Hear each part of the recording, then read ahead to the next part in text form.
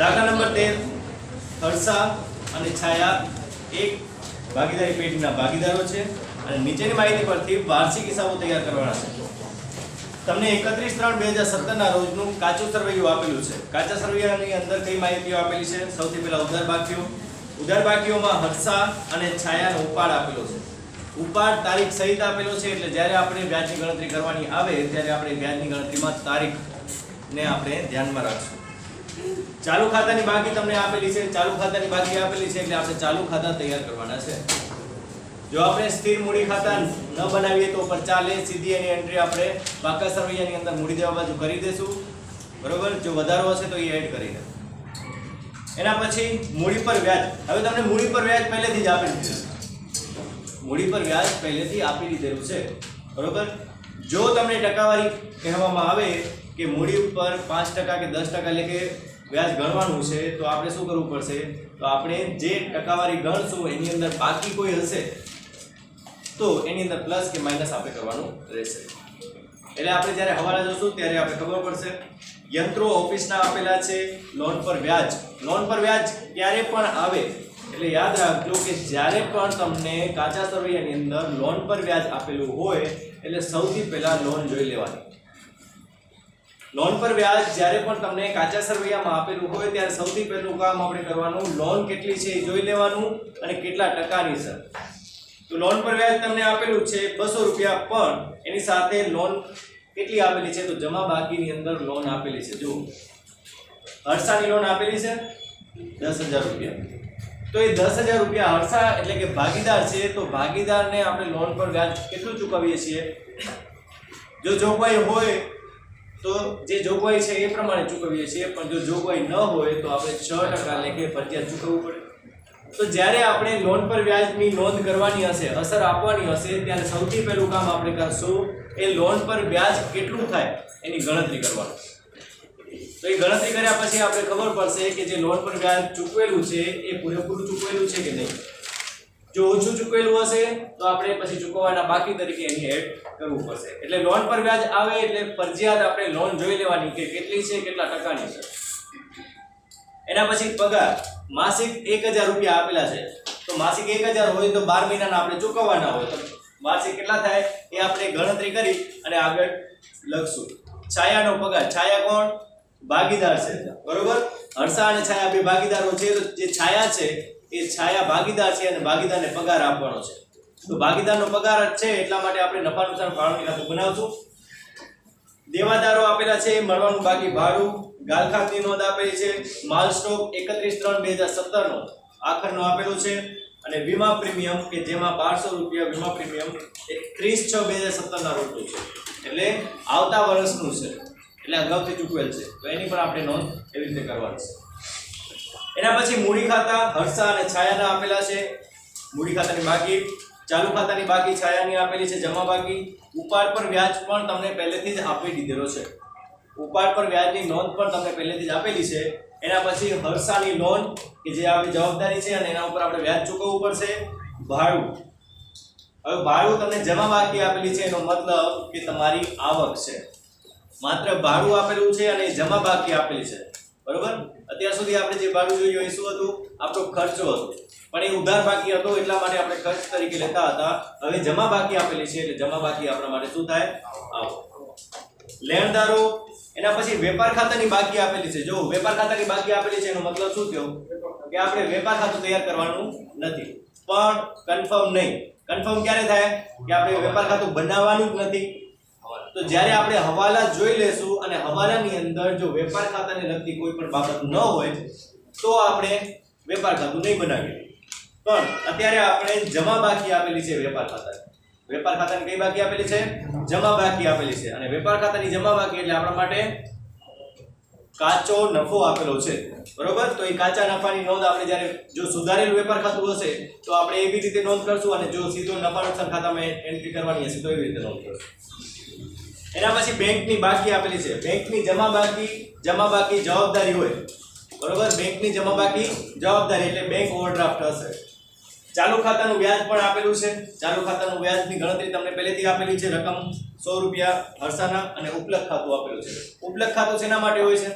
તો ઉપલબ્ધ ખાતું જ્યારે પણ હિસાબો કરતી વખતે કોઈ એવા ખાતા હોય કે જે આપણે ખબર ન હોય કયા ખાતે નોંધવાની છે, અમુક રકમ એવી પણ હોય કે જે આપણે કયા ખાતે નોંધવાની છે એ ખબર ન હોય, અથવા તો કોઈ રકમ ભૂલાઈ ગઈ હોય અને જ્યારે આપણે કાચું સરવૈયું તૈયાર કરતા હોઈએ ત્યારે એ કાચા સરવૈયાની અંદર બંને બાકીઓ આપણે જે બંને બાજુનો સરવાળો મળવો જોઈએ એ બંને બાજુનો સરવાળો ન મળતો હોય તો એ સંજોગોની અંદર ઉપલબ્ધ ખાતાનો ઉપયોગ કરવામાં આવે છે. તો અહીંયા પણ જ્યારે કાચું સરવૈયું તૈયાર કરવામાં આવ્યું ત્યારે એમને ખ્યાલ આવ્યો હશે કે 300 રૂપિયા એ જમા બાજુ ખૂટે છે. તો એ 300 રૂપિયા શેના છે એમને તરત ખ્યાલ આવ્યો નહીં, તો એમણે શું કરી નાખ્યું, 300 રૂપિયા ઉપલબ્ધ ખાતે નોંધી નાખ્યું. તો એ જે 300 રૂપિયા ઉપલબ્ધ ખાતે નોંધેલા છે તો એ તમને વધારાની માહિતીમાં આપેલું હશે કે એ 300 રૂપિયા શેના છે, બરોબર. જો ના આપેલું હોય તો પછી એ ગુપ્ત હવાલાની અંદર કે હવાલાની અંદર આપણે જોઈ અને પછી આગળની વિગત કરવાની છે. સૌથી પહેલા હવાલાઓ જોઈ લઈએ. મૂડી પર 5%, ઉપાડ પર 6% અને ચાલુ ખાતાની શરૂઆતની બાકી ઉપર 10% લેખે વ્યાજ ગણવાનું છે. બધાનું વ્યાજ ગણવાનું છે, પણ આપણે વ્યાજ ગણેલું પહેલેથી આપેલું જ છે. હવે પહેલેથી આપેલું છે અને ટકાવારી આપેલી છે એનો મતલબ એમ કે જે આપેલું હશે એ ઓછું વધુ હશે. તો એ આપણે જે ઓછું વધુ આપેલું છે એ આપણે સરખું કરવાનું રહેશે. એના ઉપર યંત્રો ઉપર 10% લેખે ઘસારો કરવાનો છે. જે યંત્રો આપેલા છે એના ઉપર ઘસારાની ગણતરી બતાવવાની છે. છાયાનો માસિક પગાર 500 રૂપિયા છે. છાયાનો પગાર પણ તમને આપેલો છે ઉધાર બાજુ, બરોબર. તો એને દર મહિને 500 રૂપિયા આપવાના છે. તો ખરેખર એનો પગાર કેટલો થવો જોઈએ 12 મહિનાનો એ પ્રમાણે આપણે ગણતરી કરશું. વેચાણ નોંધનો સરવાળો 300 ઓછો ગણાયો છે. વેચાણ નોંધ કેની સાથે સંકળાયેલી છે? વેચાણ સાથે. અને જો વેચાણ સાથે સંકળાયેલી હોય તો એનો મતલબ કે આપણે વેપાર ખાતું તૈયાર કરવાનું હશે, પણ એ વેપાર ખાતું શું કહેવાશે? સુધારેલું વેપાર ખાતું કહેવાશે. સામાન્ય અનામત ખાતે 1700 લઈ જવાના છે. સામાન્ય અનામતની નોંધ આપણે અત્યાર સુધી ક્યાં કરીએ છીએ? નફા નુકસાન ફાળવણી ખાતામાં કરીએ છીએ. નફા નુકસાન ફાળવણી ખાતાની અંદર ઉધાર બાજુ અત્યાર સુધી આપણે ટકાવારી પ્રમાણે ગણતરી કરવાની હતી કે જે નફો આવે એ નફાના 10% કે 5% લેખે કરવાની છે, બરોબર. પણ અત્યારે તમને રકમ આપેલી છે તો આપણે રકમ સીધી એની અંદર મૂકી દઈશું. તો હવે આપણે ખાતાઓ કયા તૈયાર કરવાના છે? તો ખાતાઓની અંદર સૌથી પહેલા સુધારેલું વેપાર ખાતું. સુધારેલા વેપાર ખાતાની અંદર માત્ર એક જ નોંધ છે. કઈ નોંધ છે? જે વેચાણ નોંધનો સરવાળો ઓછો ગણેલો છે, બરોબર, એ આપણે નોંધ કરવાની છે. એટલે 3 થી 4 લાઈનનું બનાવશો તો પણ ઇનફ છે. એનાથી વધારે તમારે વેપાર ખાતાની અંદર નહીં જોઈએ. નફા નુકસાન ખાતાની અંદર એન્ટ્રીઓ છે એટલે નફા નુકસાન ખાતું બનાવવાનું છે. નફા નુકસાન ફાળવણી ખાતું પ્રમાણમાં થોડુંક મોટું બનાવવાનું રહેશે, કારણ કે આની અંદર જે વ્યાજ આપેલા છે, બરોબર, મૂડી પર વ્યાજ છે, ઉપાડ પર વ્યાજ છે, ચાલુ ખાતાની બાકી પર વ્યાજ છે, ભાગીદારને પગાર પણ છે. એટલે ઘણી બધી વિગતો છે અને એમાં પણ ઓછું વધુ હશે એટલે પ્લસ માઇનસ કરવા માટે પણ આપણે નફા નુકસાન ફાળવણી ખાતું થોડું મોટું બનાવશું. એના પછી ભાગીદારોના ચાલુ ખાતા તૈયાર કરવાના છે. સ્થિર મૂડી પદ્ધતિથી જો તમે મૂડી ખાતા બનાવતા હો તો બાકી આગળ લાવ્યા અને બાકી આગળ લઈ ગયા એટલી નોંધ આવી જાય એવી રીતે તમારે સ્થિર મૂડી ખાતા બનાવવાના છે, પણ જરૂરિયાત નથી, બરોબર. સીધું તમે પાકા સરવૈયાની અંદર મૂડી દેવા બાજુ તમે લખી શકો મૂડી ખાતા તરીકે અને પાકું સરવૈયું તૈયાર કરવાનું છે. તો તમારે ખાતા તૈયાર કરવાના છે. સુધારેલું વેપાર ખાતું, નફા નુકસાન ખાતું, નફા નુકસાન ફાળવણી ખાતું, ભાગીદારોના ચાલુ ખાતા અને પાકું સરવૈયું, બરોબર. ચાલો ખાતા બનાવી નાખીએ.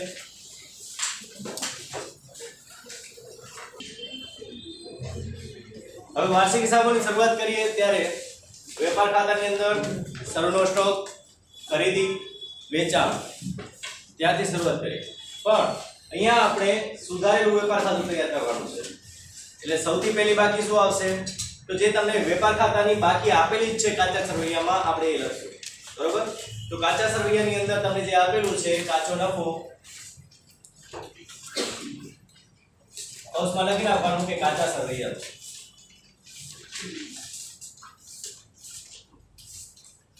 કેટલો આપેલું છે કાચો નફો?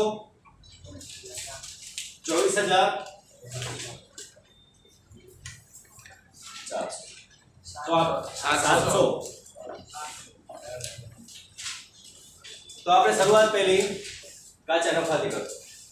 પણ જો વેપાર ખાતું બનાવવાનું હોત તો આપણે શું લખ્યું હોત? શરૂનો સ્ટોક, ખરીદી અને વેચાણ. એના સિવાય બીજી અસર કોઈ આમાં આવશે નહીં.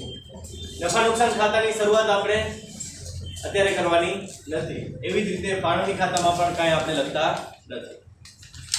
હવે જે ચાલુ ખાતા બનાવવાના હોય ત્યારે ચાલુ ખાતાની અંદર માત્ર ચાલુ ખાતાની બાકી આવશે, તો જે સ્થિર મૂડી છે એનું શું કરવાનું, તો એ સ્થિર મૂડી આપણે સીધી પાકા સરવૈયામાં મૂડી ખાતા તરીકે દર્શાવી દઈશું. પાકા સરવૈયામાં લખી નાખો મૂડી ખાતા અને ભાગીદારો અરસા અને કેટલી રકમ છે 20,000 અને 30,000. એમની મૂડી આપણે દર્શાવવાની છે 20,000 અરસાના અને 30,000 ટોટલ રકમ 50,000 આપણે બહાર મૂકી દઈશું. તો મૂડી ખાતાની બાકી લખ્યા પછી એક વેપાર ખાતામાં, બીજું આપણે મૂડી ખાતાની બાકી. હવે ચાલુ ખાતું બનાવેલું છે એટલે ચાલુ ખાતાની આપણે બાકીઓ દર્શાવવી પડે. તો ચાલુ ખાતાની બાકીઓ શું આવશે, તો ચાલુ ખાતાની બાકીઓ ઉધાર અને જમા બંને હોઈ શકે, બરોબર, માત્ર ઉધાર કે માત્ર જમા ન પણ હોય. તો એ બાકીઓ તમને આપેલી છે, એકની ઉધાર બાકી આપેલી છે અને એકની જમા બાકી આપેલી છે. મતલબ આપણે બંને બાજુ લખવાનું છે. તો આપણે સૌથી પહેલા બંને બાજુ લખી નાખીએ કે 1/4/2016 બાકી આગળ લાવ્યા અને ઉધાર બાજુ પણ 1/4/2016 બાકી આગળ લાવ્યા. જેની જે બાજુ બાકી આવતી હોય એ બાજુ આપણે લખી નાખશું. તો હર્ષાની જમા બાકી આપેલી છે તો જમા બાજુ લખી નાખવાના. કેટલી રકમ છે,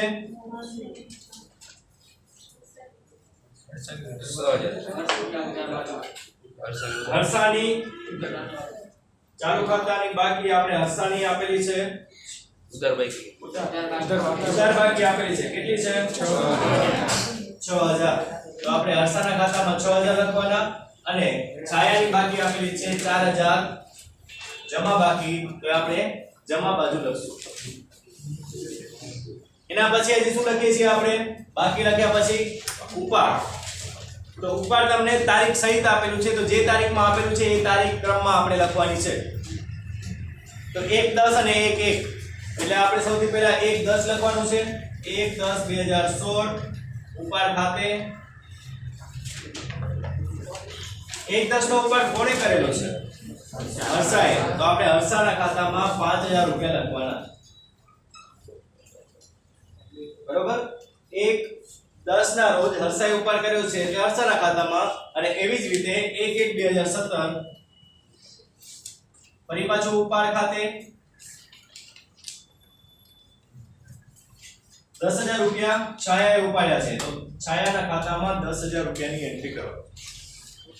બંને નોંધ અલગ અલગ કરવાની રહેશે કારણ કે બંને અલગ અલગ તારીખના ઉપાડ કર્યો છે. તો જે તારીખે ઉપાડ કરેલો હોય એ તારીખે આપણે શું કરવાનું છે, ઉપાડની એન્ટ્રી કરવાની છે. એક સાથે આપણે કરી શકીએ નહીં. આટલી એન્ટ્રી થઈ ગયા પછી આપણે હવાલાઓ ધ્યાનમાં લેવાના છે.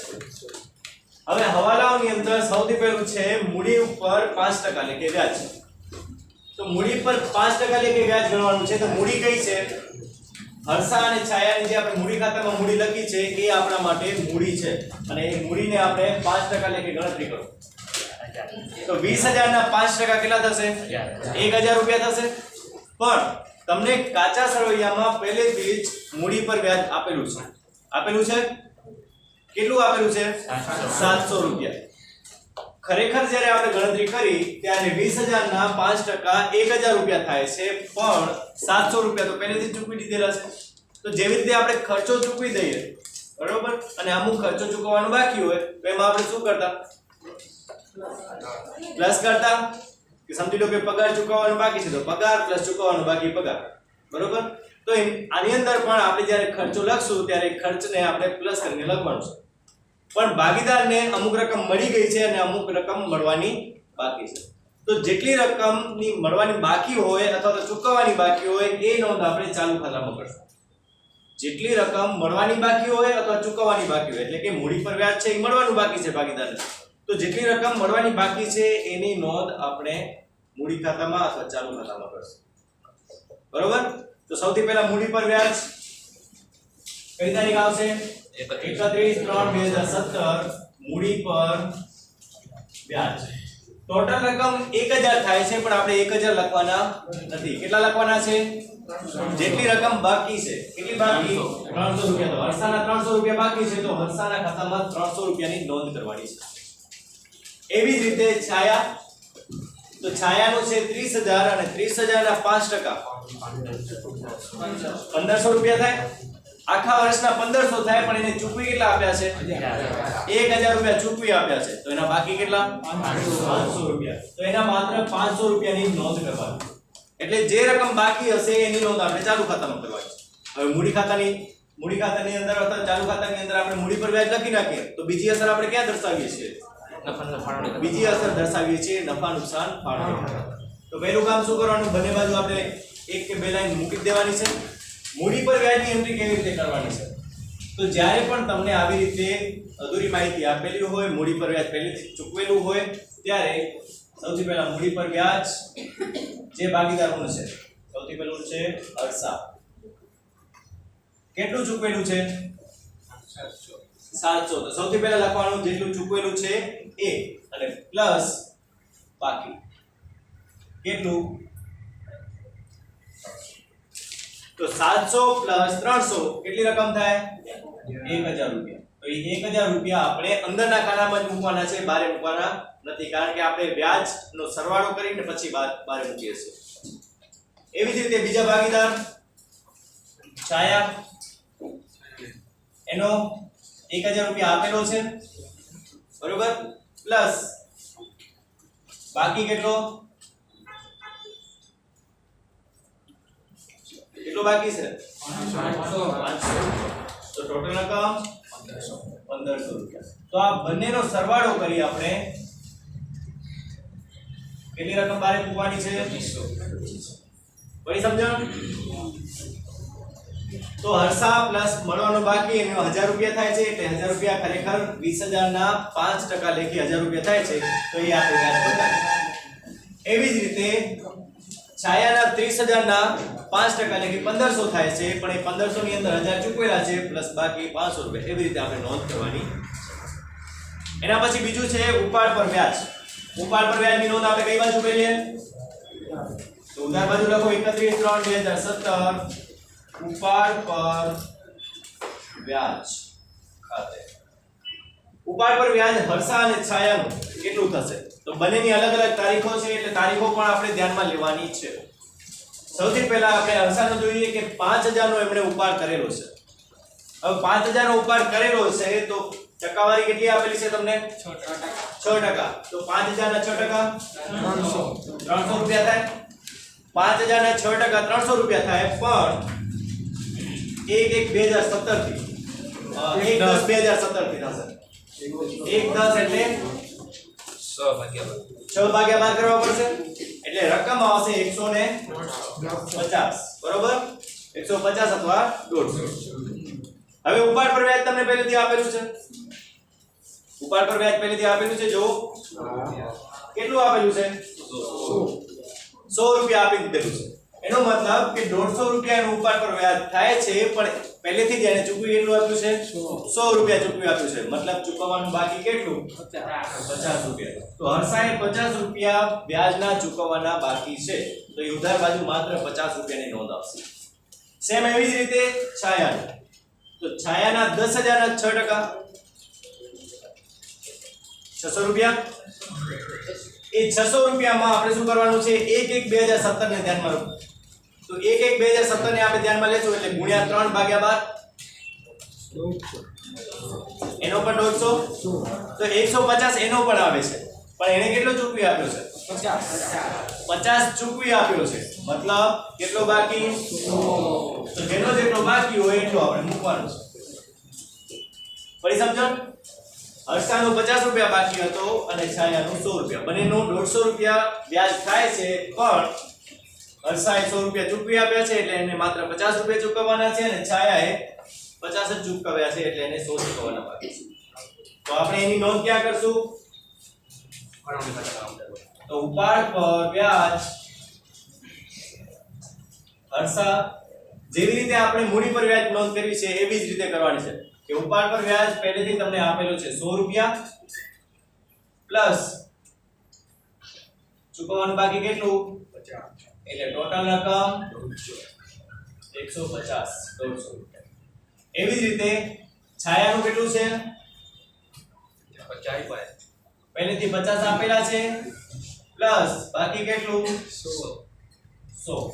એટલે ટોટલ રકમ 150 રૂપિયા લખો બારે અને ટોટલ 300 રૂપિયા ટોટલ વ્યાજ ભાગીદારો પાસેથી વસૂલ કરવાનું છે બરોબર તો જે આપેલું છે પ્લસ બાકી અને ટોટલ સરવાળો એ બંનેનો સરવાળો કરી અને પછી આપણે રકમના ખાનામાં લખવાનું છે હજી ચાલુ ખાતાની બાકી પર વ્યાજ પણ આપેલું છે એના ઉપર 10% લેખે તો જે બાકી જે બાજુ આપેલું છે એ બાજુ આપણે લખવાનું છે તો બંને બાકી આપેલી છે એટલે બંને બાજુ આપણે બતાવવું પડશે 31/3/2017 ચાલુ ખાતાની બાકી પર વ્યાજ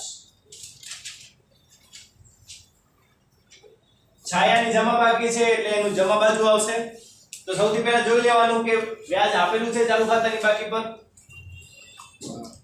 તો જમા બાકી તમને હર્ષાનું વ્યાજ આપેલું છે કેટલું 100 રૂપિયા હવે ચાલુ ખાતાનું 100 રૂપિયા તમને વ્યાજ આપેલું છે પણ આપણે ગણતરી કરવાની છે 10% લેખે તો 4000 ના 10% લેખે કેટલા થાય 400 રૂપિયા એમાંથી 100 રૂપિયા એમને ચૂકવી દેવામાં આવ્યું છે બાકી કેટલું વધ્યું 300 તો ચાલુ ખાતાની સાહેબ હર્ષાનું એ પૂછાણું ક્યાં છાયાનું નથી આપેલું ના તો હર્ષાના ખાતામાં લખો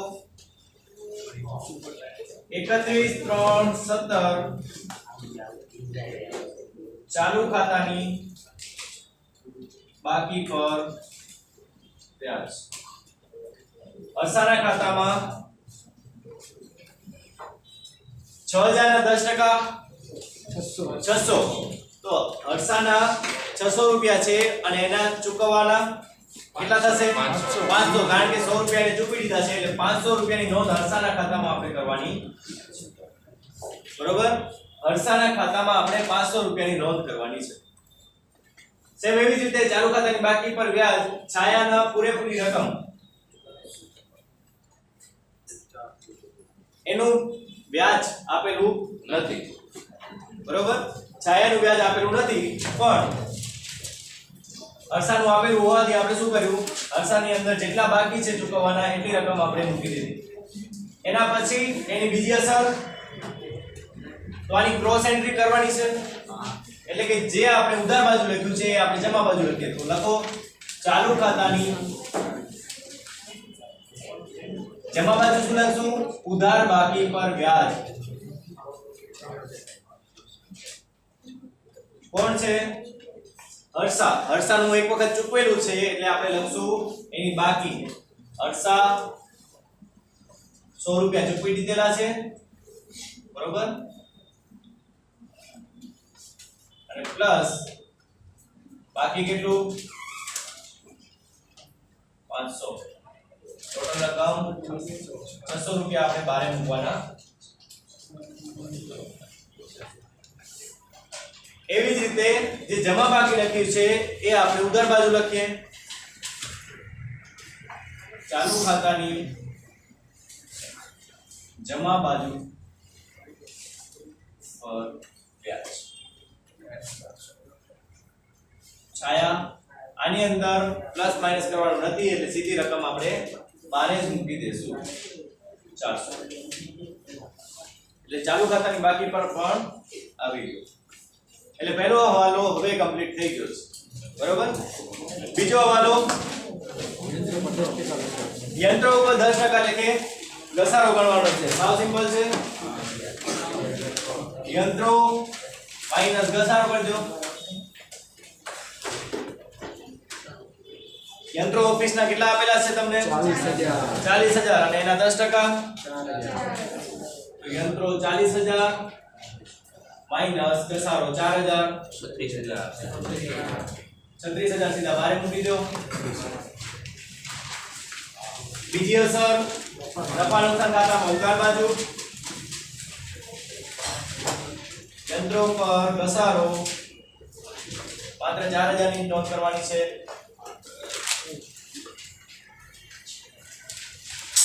છાયાનો માસિક પગાર 500 રૂપિયાનો છે, એટલે કે એમને દર મહિને 500 રૂપિયા આપવાના છે. જો દર મહિને 500 આપવાના હોય તો ટોટલ રકમ કેટલી થાય? 6000 થાય. એટલે કે છાયાને 6000 રૂપિયા ચૂકવવાના છે. પણ આપણે પહેલેથી જ આપેલી છે બાકી છાયાના પગારની ઉધાર બાજુ. જો કાચા સરવૈયામાં ઉધાર બાકી આપેલી છે 55. કેટલું આપેલું છે? 5500 આપેલું છે. પણ આખા વર્ષનો આપણે ગણતરી કરીએ તો કેટલી થાય? 6000. આખા વર્ષની ગણતરી 6000 થાય છે. આપેલું 5500 છે, મતલબ 500 રૂપિયા ચૂકવવાના બાકી છે.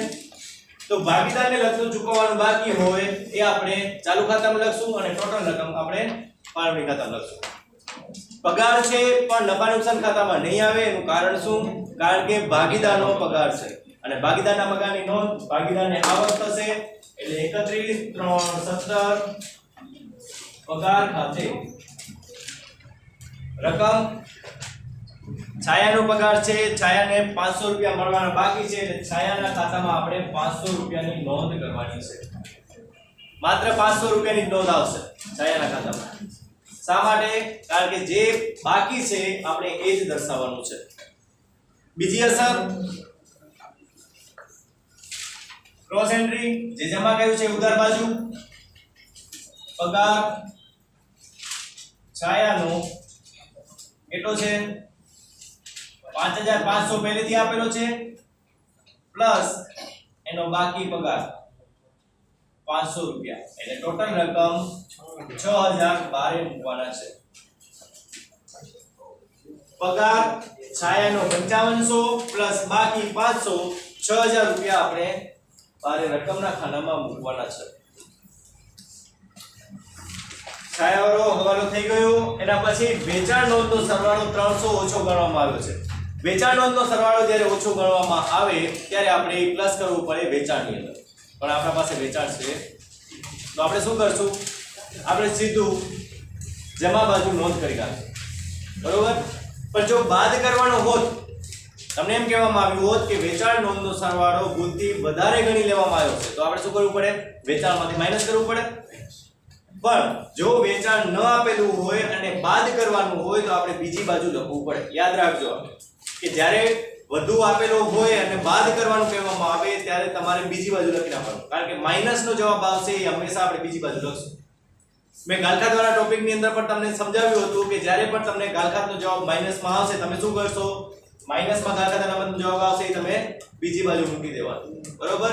એવી જ રીતે આની અંદર પણ જો તમને બાદ કરવાનું કહેવામાં આવ્યું હોત એટલે કે ભૂલથી સરવાળો વધારે ગણી લેવામાં આવ્યું હોત તો આપણે એ બાદ કરવું પડે. પણ વેચાણ ન હોવાથી બાદ શેમાંથી કરશું? તો જ્યારે વેચાણ ન હોય અને બાદ કરવાનું હોય ત્યારે આપણે એને બીજી બાજુ મૂકીશું. પણ અત્યારે શું કરવાનું છે? અત્યારે વેચાણ નોંધનો સરવાળો ઓછો ગણેલ છે. ઓછો ગણેલ છે તો આપણે શું કરવાનું? વધારી દેવાનું છે. તો ત્રીજા વાળાની અંદર તમને વેચાણ નોંધનો સરવાળો ઓછો આપેલ છે તો જ્યારે પણ કોઈ પણ સરવાળો ઓછો આપેલો હોય ત્યારે આપણે એ સરવાળાને ઉમેરવું પડે. જેની બાકી ઓછી આપેલી હોય એની અંદર ઉમેરવું પડે. જો તમને એમ કહેવામાં આવ્યું હોત કે ખરીદ નોંધનો સરવાળો ઓછો ગણવામાં આવ્યો છે તો તમારે ખરીદમાં પ્લસ કરવો પડે. અહીંયા વેચાણ નોંધનો સરવાળો ઓછો ગણવામાં આવ્યો છે એટલે આપણે વેચાણની અંદર પ્લસ કરવો પડે. પણ આપણે વેચાણની બાકી આપેલી નથી. વેચાણની બાકી નથી આપેલી પણ સીધું તમને કાચો નફો આપેલો છે. બરોબર? તો આપણે વેચાણ કઈ બાજુ લખીએ છીએ? વેચાણ લખીએ છીએ વેપાર ખાતાની જમા બાજુ. બરોબર? તો આપણે એનો જે સરવાળો વધારવાનો છે એ પણ આપણે જમા બાજુ દર્શાવવાનો છે. તો એ 300 રૂપિયા તમારે જમા બાજુ લખવાનું છે અને વેચાણ નોંધમાં ઓછો નોંધેલ સરવાળો વિગતના ખાનામાં લખી નાખો. વેચાણ નોંધનો ઓછો ગણેલ સરવાળો.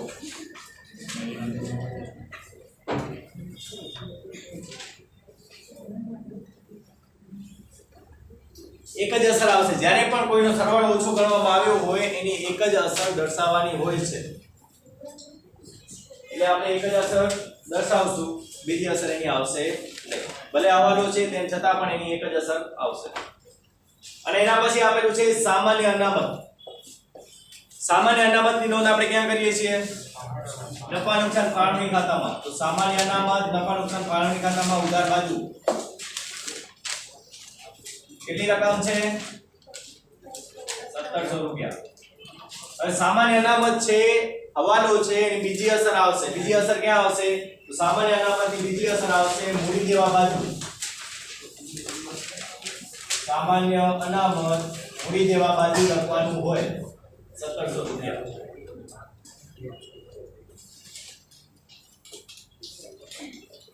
સામાન્ય અનામત મૂડી દેવા બાજુ. હવાલાઓ પૂરા થઈ ગયા. હવે આપણે બાકીઓ નોંધી નાખીએ. સૌથી પહેલા ઉધાર બાજુ ઉપર આપેલો છે, નોંધ થઈ ગઈ છે. ચાલુ ખાતું આપેલું છે, એની પર નોંધ કરી દીધી છે. મૂડી પર વ્યાજ આવી ગયું, યંત્રો આવી ગયા. લોન પર વ્યાજ ચૂકવવાનું છે. તો લોન પર વ્યાજ ચૂકવવાનું તમારે જે ગણતરી કરવાની છે એના પહેલા આપણે જોઈ લેવાનું કે લોન કેટલી આપેલી છે? 10,000. તો હર્ષાની 10,000 ની લોન આપેલી છે. તો 10,000 ઉપર 6% લેખે વ્યાજ કેટલું થાય? 10,000 ના 6% લેખે વ્યાજ કેટલું થાય? 600 રૂપિયા આખા વર્ષનું થાય. બરોબર? આપણે ધ્યાનમાં લેવાનું છે 6 મહિનાનું. તો 600 રૂપિયાના 6 મહિના કરો 300 રૂપિયા ચૂકવવાનું છે. સમજણ પડી? લોન પર વ્યાજ તમને કેટલું આપેલું છે? 200 રૂપિયા લોન પર વ્યાજ આપેલું છે, પણ ખરેખર આપણે જ્યારે ગણતરી કરી ત્યારે કેટલું મળ્યું? 300 રૂપિયા. તો લોન પર વ્યાજનો આ જે હવાલો છે એ ગુપ્ત હવાલો છે. અને જ્યારે પણ તમને લોન પર વ્યાજ આપેલું હોય એટલે ગુપ્ત હવાલો જોઈ જ લેવાનો. ભલે તમને આની અંદર ક્યાંય પણ કૌંસમાં કાંઈ લખેલું નથી લોન પર વ્યાજમાં, તેમ છતાં પણ આ ગુપ્ત હવાલો છે. એટલે જ્યારે લોન પર વ્યાજ આપેલું હોય એટલે સૌથી પહેલા લોન જોઈ લેવાની અને એની ગણતરી કરી લેવાની. ડાયરેક્ટ આપણે લોન પર વ્યાજ મૂકશું. તો લોન પર વ્યાજની આપણે ગણતરી કેવી રીતે કરવાની છે? તો જે લોન આપેલી છે ક્યારે મેળવેલી છે, બરોબર, એની આપણે ગણતરી કરી દઈશું. તો 10,000 ની લોન છે, 6 મહિના માટે મેળવેલી છે એટલે ગુણ્યા 6/12 અને ટકાવારી ભાગીદાર છે એટલે 6%. અને જો બીજી કોઈ લોન હોત તો એ ટકાવારી તમને પહેલેથી આપેલી હોય. બરોબર? તો હવે 300 રૂપિયા લોન પર વ્યાજ ચૂકવવાનું છે, પણ આપણે ચૂકવ્યું કેટલું છે? તો લોન પર વ્યાજ 200 રૂપિયા પ્લસ ચૂકવવાનું બાકી 100 રૂપિયા, ટોટલ રકમ 300 રૂપિયા બાદ.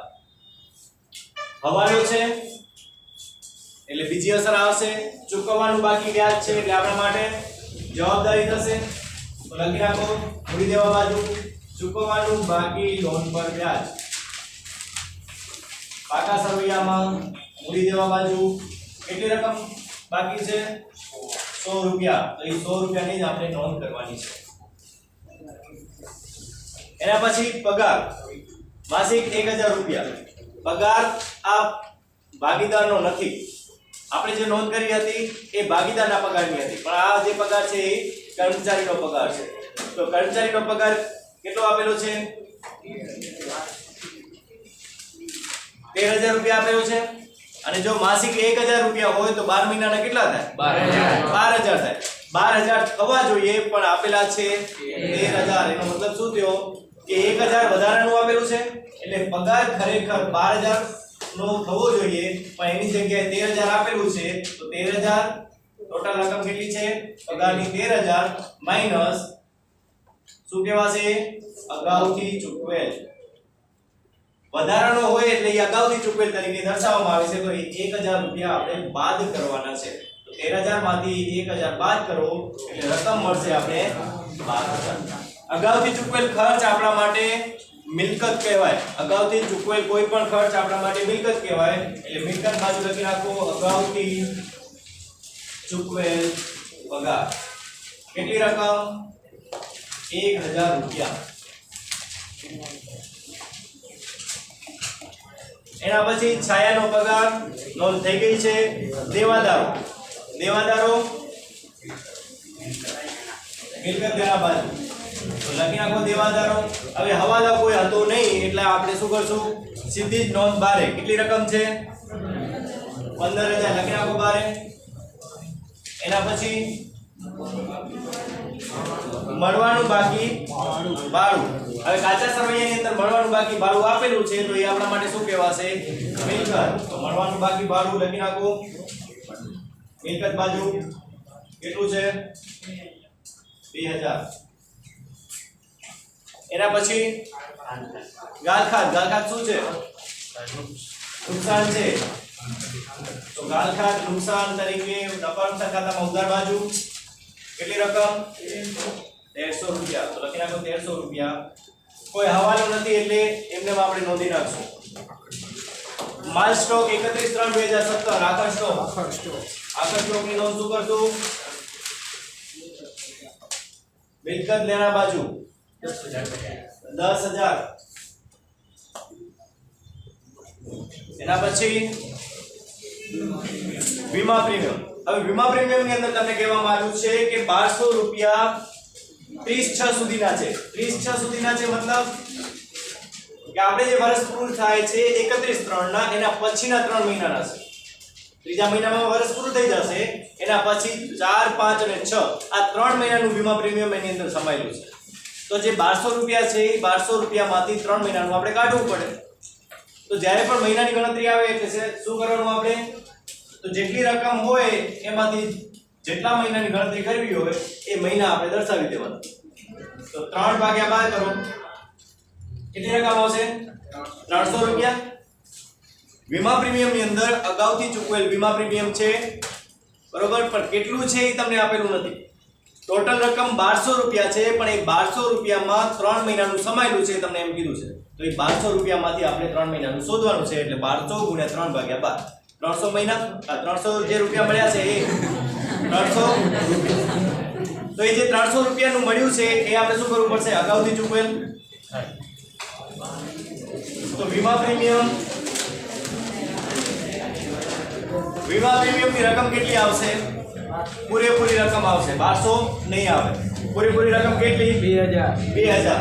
તો એ 2000 રૂપિયામાંથી આપણે અગાઉથી ચૂકવેલ બાદ કરવાનું છે.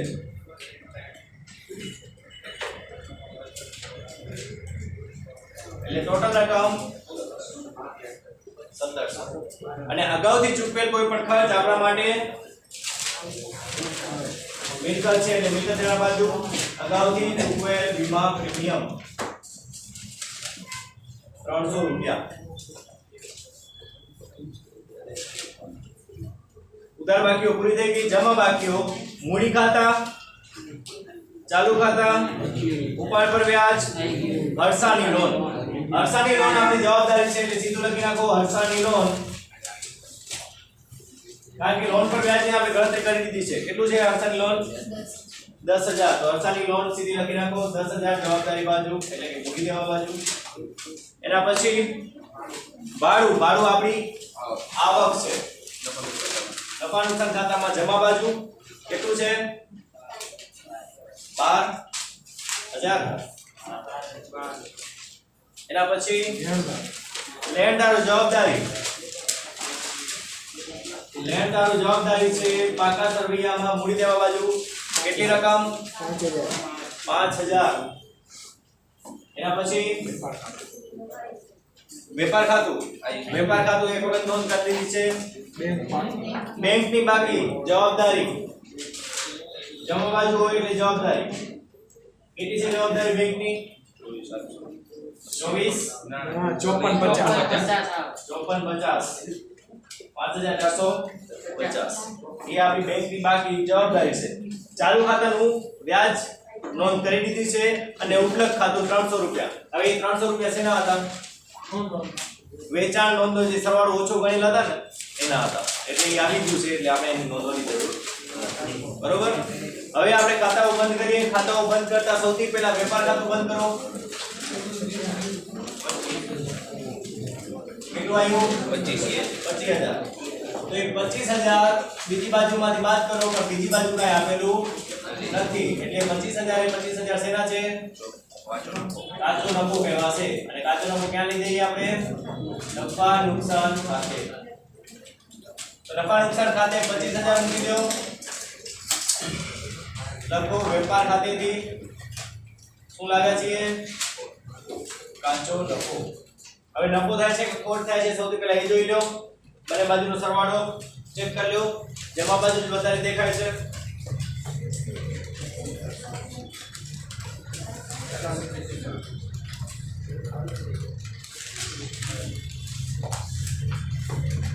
જમા બાજુ 37. બીજી બાજુમાંથી બાદ કરો 18,000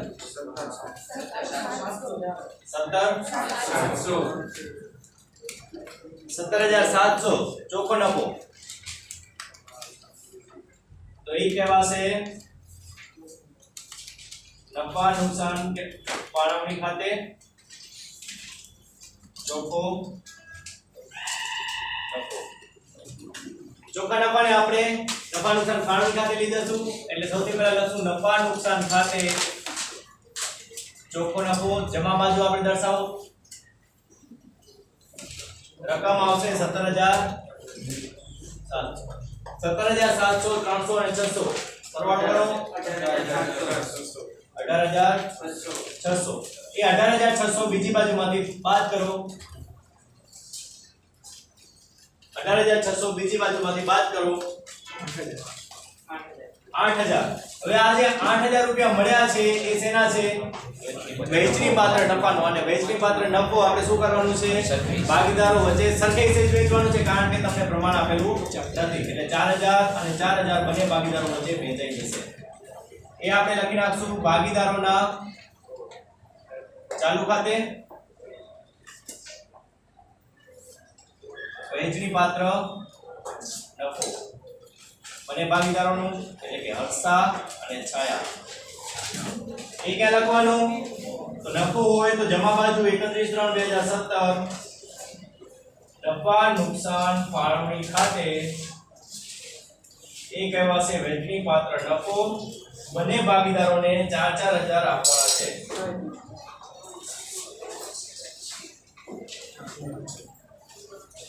હવે ભાગીદારોની જે બાકી છે એ બાકીનો સરવાળો કરો કઈ બાજુનો સરવાળો વધારે છે કઈ બાજુનો સરવાળો ઓછો છે સૌથી પહેલા હર્ષાની ઉધાર બાકી વધારે દેખાય છે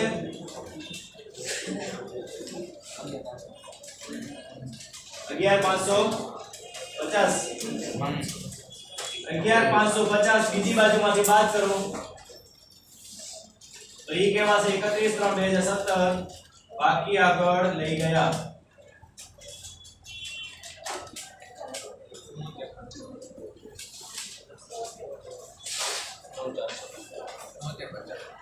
બોતેર 7,250 એની બાકી થશે ચાલુ ખાતા એવી જ રીતે આપણે છાયાની બાકી શોધવાની છે તો છાયાનું કઈ બાજુનો સરવાળો વધારે દેખાય છે જમા બાજુનો ઉધાર બાજુ વધારે દેખાય છે 10,100 રૂપિયા 10,100 બીજી બાજુમાંથી બાદ કરો કેટલો આવ્યો 700 રૂપિયા તો હવે તમને ઉધાર બાકી મળી છે જ્યારે પણ તમને ઉધાર બાકી મળે તો એ તમારે લખવાની હોય પાકા સરવૈયામાં મિલકત એના બાજુ ચાલુ ખાતા હર્ષા છાયા 7,250 અને 700 રૂપિયા 7,950 રૂપિયા આપણે બારે મૂકી દેવાના છે અને બંને બાજુનો સરવાળો કરો